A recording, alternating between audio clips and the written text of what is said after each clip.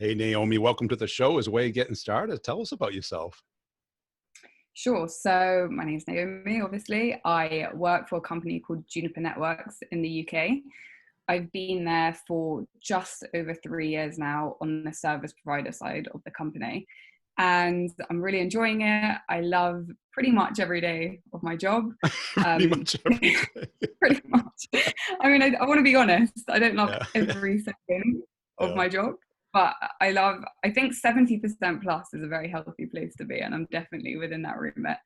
But I'm also very into family and making sure I have enough time with them as well. So yeah, Yeah. it's good all round. Now, how'd you get into sales? You don't seem to have the typical background. No, funnily enough, and I feel like a lot of people say this when it comes to IT sales in particular, but it wasn't something I necessarily sought out to do. I didn't scope the market and really set my eyes to this one job and try and make that happen. I just knew that I wanted to be an account manager. So I knew I wanted to have a base of accounts and customers and build a relationship. I just honestly didn't even think, hey, sales is there. And then when the opportunity came around, I actually didn't even look at it as a sales role. And Yeah. then when they gave me my number, my target, I realized it was very much a sales role. That's it. That's the moment people realize it. Yeah, exactly. I always remember like at the beginning of the year, everybody's all professional and laid Yeah, back and it was strategic.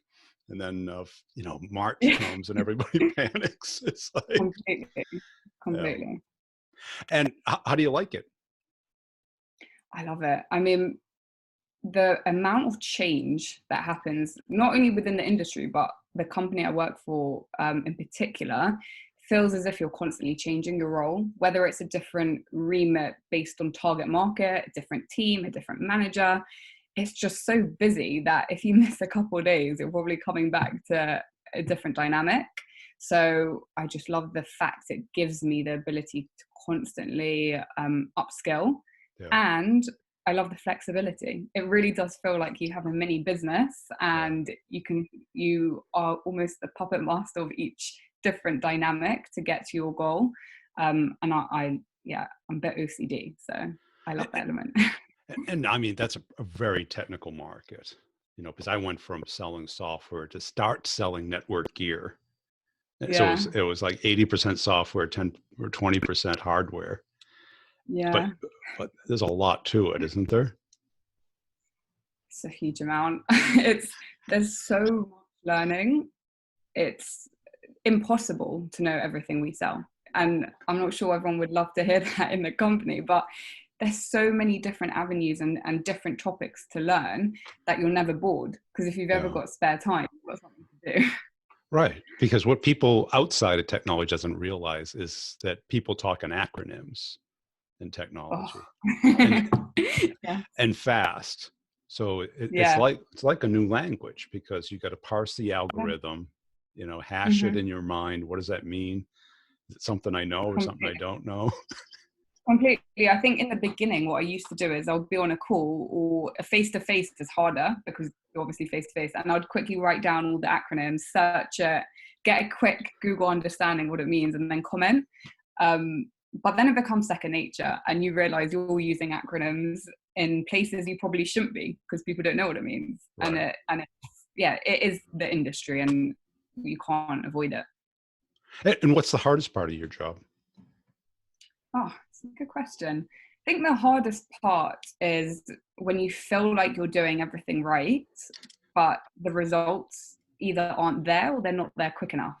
Yeah. And I think that's almost not just a professional state, but it's an emotional state as well, where you've got this connection with the customer, you're having the weekly meetings or whatever you need, and then you sit on your forecast call and you have to explain why the time frame your company has is not your time frame from the customer. And that's probably the hardest thing, and it's a daily, if not weekly, task. Well, that's it, because management thinks it should take a lot less time than it does, don't they? But every time you just think, should I mention the opportunity this week or should I wait 3 weeks? 3 weeks. Trust me. always 3 weeks. But yeah, I get it though. It's the nature of the job. So if that's not for you, you just don't do the job. And that's Yeah. as simple as you can put it. And who's typically your point of contact? Is it on the network operations side or? Yeah, it's for me, I always try the highest level I can get. So I always go for that C-level exec relationship. And if I get battered down, I get battered down. But sometimes it's actually harder. Well, I found it's harder for me, at least. If you develop that mid-range relationship with an engineer or a head of department, because you grow such a strong relationship, going over their heads is often detrimental to the whole cycle. So if at least I start top wise and go down, then I've done as much as I can and I land where I can. Yeah. Yeah. Because that is a classic trap. It's what I call going steady with one person within the account. They feel, I don't know whether it's a subconscious thing or what, but if you've already had a conversation with somebody above them, it's okay. It's true. It's true. And it's almost like the last person you want to offend is your champion, right? And if they're not on your side, it's just a shame. Yeah. And who in the C-suite? Is it CIO? It's mainly CTO. CTO. In the service provider market, it does seem like the CTO holds not only the technical but the commercials. So it might be the mid-range type of accounts that I manage, but it is pretty much always the CTO signing off that last little bit piece of paper that you need. Yeah. I mean, because Juniper's well known, but is your whole territory existing customers or is it greenfield? Good question. If you ask my manager, he'll probably say existing. But to be honest, it's a mix. I mean, I don't do a territory-based model. I have a set of managed accounts. So the maximum accounts I have in one given time is about 30 accounts. And the majority are existing at some point of time. Right. But that could be about 6-7 years ago. So for me, I take that as net new because you've got a new team. They don't even remember what kit they've bought. And it really is a new engagement if you've not engaged in 7 years. So yeah, it's a mix. Yeah, because that's it. They could have bought something a long time ago. They're not using it, right? They don't know why they bought it or who's using it or why they needed it. Yeah. And it's a hyper competitive space too, isn't it?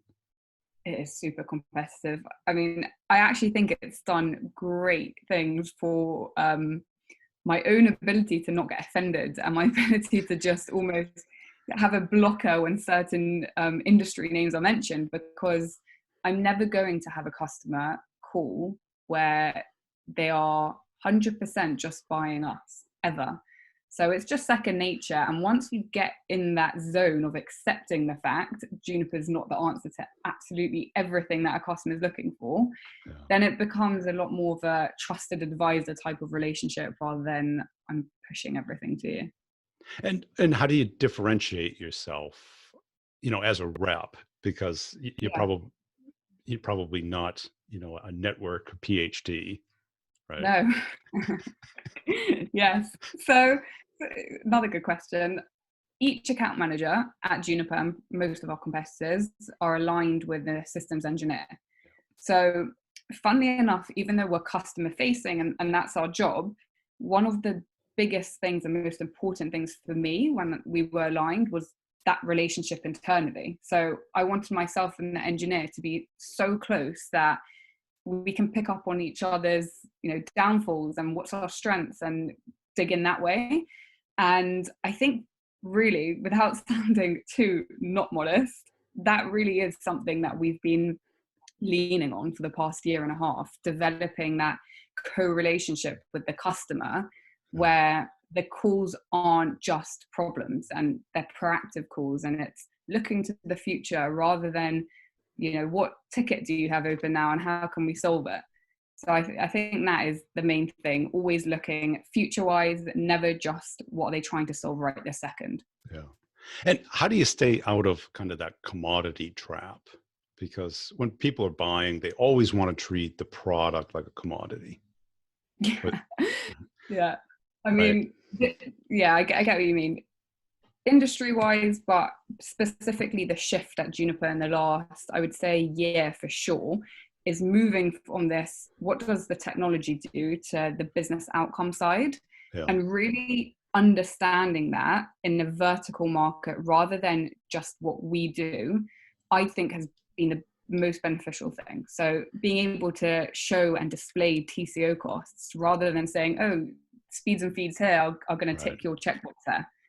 And that's really how I focus. And coming to your point earlier about, I didn't do a tech degree, I didn't do an MBA, I didn't do any of these things. So I need to look at what can I confidently help them with, and that's all around the outcomes and not around what are they plugging in. Yeah. And is there a proof of concept stage typically where they, There is, but it depends, because some service providers really trust Juniper because our heritage is SP for the last 5 years. Yeah. So there is a great name and legacy that we fortunately are able to lean on slightly, but the majority of the time we get to this proof of concept stage. We have got a fantastic team in Amsterdam and Sunnyvale that helps us there. So without them, no way would we be able to be as successful as we are with proof of concepts. But I love the opportunity to do proof of concept because it just takes away the conversation to the proof. And that's, for me, the best bit. And how do you kind of lock out your competition? Because, it's typically like a beauty contest sale sometimes, right? Yeah. They bring you and 3 other, and there's always the do nothing alternative. Yes. Or do it later or do less. Yeah. I mean, I always welcome it, actually. I think if a customer's not bringing competition to the table, they're just not telling you. Not serious. Either they're not serious or they're doing it and they don't trust you enough to let you know it's happening. So I think when competition is brought to the table, you're able to really see who are you up against, what can we do that they can't do, and how can we chime in on specifically that aspect and then mitigate the things we might not be able to do. And there's always another thing you can bring in as an interim to cover that gap. But I think it's just about not stressing out the fact there's competition involved, really taking the time to not just look at the commercials of what's that end number, but look at the whole story around it and then figure out how are we going to really compete to win. Yeah. And how do you keep both the technical sale and the business sale moving kind of simultaneously without either one stopping the other or one overtaking the other? Yeah, so this is actually the biggest lesson I learned year 1 of sales. And that was George, who's the systems engineer I work with, being on every single call together. And just imagine how crazy our diaries were, because if it was a commercial call, George would be on it. If it was a technical call, I'd be on it. So moving forward, it just wasn't scaling. So I think the most successful way we found that's worked is always divide the conversation. So if we're on a joint call and something technical comes up during a commercial discussion that I'm leading, I'll steer the way to remain on the commercial point. And then it's also, let's not be on each other's calls. Like, I don't want to be on your calls when you're having the technical call, and you don't want to be on mine. So we totally divide that. And what's great about that is that George has this ultimate advisor status, and it's a properly holistic customer first view. And then I don't mind taking some of the pushback and the abuse. I'll take it, I don't mind, but as long as he's got that status, that's perfect for me. Yeah.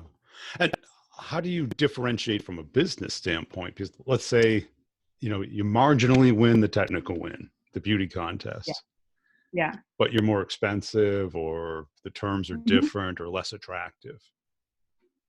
Yeah, I think what's great about, and this is me slightly leaning on the name of Juniper, is that we have the ability of a huge company, because we are a huge company, but we treat each customer as if we're a startup. And that really means every single point of that customer's journey, we're all over it. So it's post-sale. If that sale is gone and there's actually no revenue for us for the rest of the year, we still treat them as if there's like $1 million order next quarter. And just from my feedback from customers, that's not the experience they have with other vendors. And I'm going to take their word for it. I can't say it's 100% the truth, but so far that's what I've been hearing. So just trying to always push on understanding that it's their baby, and anything we can do to help is what we want to do. So you see how you sell as a competitive advantage. Yeah, for sure. For sure. I mean, sometimes I don't know if it's just making us feel good, but the stories I hear of interactions blow my mind. And I think the management at Juniper are so in touch and realistic that you're almost working for them. I mean, you are working for them, but you want to work for them. Yeah. So if you've got an unhappy customer, the last thing you want is an escalation. And I feel as if it's such a tight-knit community internally that the only way to make sure everyone's happy, we're all good, is be a bit different in how we treat our customers and make it a lot more of a relationship than a one-point or sale. Yeah, because on the software side, I always noticed that because the big portfolio companies would copy their sales models of the bigger companies. And it was like, no, that's not what they're good at. They're good because they're big. They're not good because they sell well. Exactly. Yeah. And it's the name, right? Sometimes the swear word or Cisco, but you always hear this saying, you know, no one gets fired for buying Cisco. No one gets this if they go for Cisco. And it's true. If you go and buy Cisco and there's a massive outage, no one's going, it's Cisco. Right. There's just a problem. It's going to be you. Exactly. So if someone buys Juniper and it doesn't go well, that person is like up for scrutiny. Yeah. And we never want our customers to be in that situation. Just as an example, obviously without mentioning customer name, there was something our champion in the account completely missed in what he was asking us to do. And when I was going through the proposal at the end, and it was about 2 days pre-PO, and bear in mind we were waiting for this PO for 12 plus months. So I thought to myself, I've just realized a huge thing he's not asked us for. Do I tell him and help him? Because internally, if he gets found out to not have added that, he's probably fired. Or do I just shut my mouth because it's the end of quarter, I need to get my number and it's in commit? And I sat there and I remember it was 9 p.m. on a Thursday night. And I thought, I need to call him because my heart can't take it. So I called him and I just told him everything. And the delta of what this actual revenue implication was about 350K. Yeah. So that's not something you can just like slip in. You just can't. And I remember that night spending the whole evening creating like a payment plan, which drips in over the next 2 years, where no one's ever going to realize that was missed out. And I just don't know if larger companies would go for it because they don't need to. They can just rely on their name. So yeah, I love it. I love Juniper. Yeah. And what were kind of some of the stages you developed as a rep? Like, I'm sure when you first started, you felt like a fish out of water. Yeah. Wow. Well, when I first started, I went straight into shadowing a major account manager who was the most incredible sales manager that I've seen actually all this time, but I didn't realize it day one. So I learned so much from him, and working with him for a year created almost the foundation of process, just process, admin, talking to people, how to get stuff done. Then the second year, I got moved into a different team on the enterprise side of Juniper. And literally day one was just given a set of accounts and they said to me, you've got two options. Either you take these set of accounts and you work hand in hand with someone and like give you a joint target, all these different things, or we give you the set of accounts and you sink or swim. And I just thought, I'll take the set of accounts and I'll sink or swim, because Yeah. if I'm going to swim, I want all the money. I want all the target. I want all my Right. SA. I want everything. And if I sink, I sink, but at least I tried. So that was my second year of learning how to do the job. And it was the best year. I think we got to like 250% of target. George and I had the best year ever. And now this year, third year in, again, new set of accounts. They've asked me to add a vertical to my previous. And I'm kind of in that stage again of, how do you want to run this? So it's another opportunity. So I'm looking forward. Yeah. And what motivates you? You seem the independence, the success, the progress, the risk. It's, you know what? It's all of those. Yeah. I love winning. That feeling of knowing something's coming in, knowing you made that happen is just the absolute best feeling in the world. Yeah. And I love the feeling of being in an issue and then coming out of that issue. So I almost get excited when problems come up, because I'm thinking, this is great, because once I'm out, it's going to feel great. So it's all around that feeling of moving to the next stage. What else can I do here? What other job can I get? Not outside of Juniper, but internally even. Right. So it's that constant like forward looking, how can I get better? And that really motivates me hugely. And what is it about winning? Is it beating the competition? Is it doing a great job? Is it the success that comes with winning? Yeah, I think it's a lot to do around the opportunity post-winning that I find the most rewarding, because you win an account or you win an opportunity, and then just suddenly 5 other things are open to you, because you're now that person that won that difficult opportunity. Or you even self-confidence, you feel so much better and ready to go into battle. And each time those little things happen, I feel like I'm just growing and growing, which, for sure motivates me daily. So it's the building up, because it is good. Yeah. You win an account and all of a sudden now it just snowballs. Yeah, exactly. And coming back to the small business type of dynamic, what I really like there is that it's kind of like you've got the salesperson in the middle, and you've got all these other teams that don't directly get your number, but if you get your number, they're in a good place. Yeah. And that feeling, knowing that if I close this, all the teams that help them, because we can't do anything without all of them, they're all getting paid. And that feeling of like everyone being jointly happy is amazing. I love that. Yeah. And what kind of mistakes or counterintuitive things did you learn along the way? I think when you rushing, even it can be the most minute, rushing to read an email, misunderstanding what the action is and spending a day on something you're not meant to be spending a day on. So I'd say that. And I would also say when a customer challenges you, coming back to the competition thing with, well, if we can't get to this price, or if we can't do this by tomorrow, we're going to look at Cisco.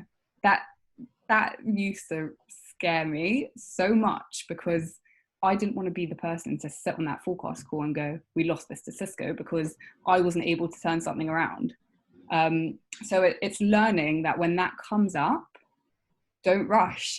Don't rush, because this is a huge investment for that customer. So they're not rushing. So I'm not going to rush. I'm going to get it right. So I think the mistake there is that I used to rush, and I used to try to do everything they need, and we would come out on, the back foot almost. So for sure that. Yeah. How about as far as the complexity? I'm sure your deals are pretty big. Yeah. 6-7 figures. Yeah. I mean, average deal is 1 million up, just depending on where they are. But then you also get the deals that either are run rate or very small requirements that are 50, 100K. Yeah. So to get that piece of paper through a big organization is not an easy task. No. It's an art in and of itself. And people who've never done it think it's just, you email them a quote and you refresh your email and I did my Yeah. part. I mean, yeah, the biggest chaser I get is, have you got the quote yet? And I sometimes think to myself, I'm gonna send you the quote. Like, I swear, as soon as I get the quote, I will send it to you. But that I constantly get chased. And reason being is it's almost that the bigger the organization, the longer these type of things take, the more approvals there are. And all of it is done for a reason. And I think you only realize that specific reason when you need that reason. When you don't, it just seems like delay on delay on delay. And I think it's just about embracing the fact we've learned so much, and we've created a system that requires all that complexity, I guess, but not getting bogged down by it and stressing out because there's nothing you can do about it, and just understanding what can I influence and what can I not. Yeah. And where do you see yourself taking your career? You want to stay an individual contributor, or? Yeah, so I think I like the feeling of hitting my individual target and being able to, completely frankly, earn more. I think it's very well known that individual contributors mostly earn more than that manager role, or even the ability to earn more, because I'm in charge of my own earning. And I think as a manager, of course, you're in charge of it, but only to a certain degree. But in the future, I definitely want to go to a managerial role. I absolutely love taking the leadership role within sub teams. And I want to go down that route, but just not yet. Yeah. And when you're looking at a deal, do you have a sense of when you're winning and when you're losing? What are the signals that you look for? Yeah. I mean, I think firstly, it's all about the honesty that you're getting from a customer, and really looking at them and thinking, are they telling me the truth or are they not? Yeah. And sometimes when you get contradicting information each week, that makes no sense to any normal sales cycle. You automatically know there's someone else that's closer to your buyer, and potentially no bidding might even be the best option. That is actually another thing that I probably learned, when to no bid. But yeah, so I would say understanding the truthfulness from your customers is definitely one. And then I would say we've got a very tight sales methodology, which was introduced last year, which has like titles of each different pain point and each different consideration that you should think about when you're talking to your customer. So if I say to my customer, what is the impact of you not doing this? And they can't answer me, then that just tells me that's not a project that is either burning or on the roadmap.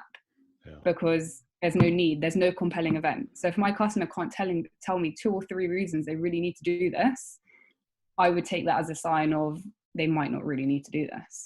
Right. They're window shopping. They're like, yeah, I'll see what's new out there.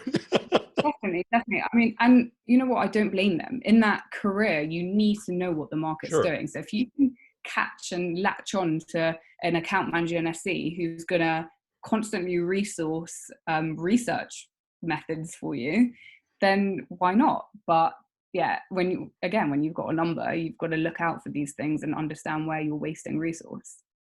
And how about as far as, I think we talked about the winning and the losing. Do you run into that a lot, where you're kind of just there as column B? I think we know very early on when we're column B. Yeah. And one of the largest deals that we've closed this year, we were column B and we are column B, but we won because it's dual vendor. So it's not the worst thing to be column B. I don't think it is. I just think, how can you prove as column B that you are still worthy? And when we do lose, it does suck, and no one can take that away. As much as we want to be like diplomatic about it, it sucks. You've used all your time, your resource, you have to go to explain it to everyone, but there's so much to learn that it allows you to not lose the next time, or pull out way before you know you're going to lose, and spend your time where you should be. Yeah. And so now, do you hate to lose? I mean, because I heard the love to win, but some people hate to lose so much that it drives them more than the love to win. To be honest, I don't hate to lose. I don't, because you're okay with it. Yeah. I understand. I think I most of the time know when I'm going to lose, and I already know the reasons. So for me, if I've looked at those reasons and I was able to mitigate them, but it still didn't work, it's not necessarily a loss. It's just, it didn't fit and it wasn't right.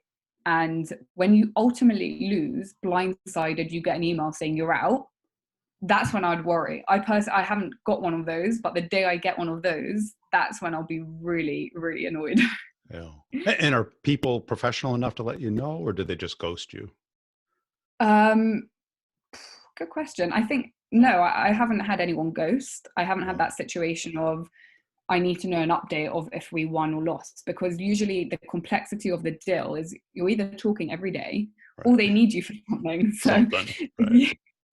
Yeah, so it's hard to see it as a ghosting, because it's not necessarily volume sales and we just can't get hold of the buyer. It's a very long process that if you want to ghost someone after 9 months, there's something seriously wrong. Right, they just kind of drift away, or you're getting the signals that you're no longer special.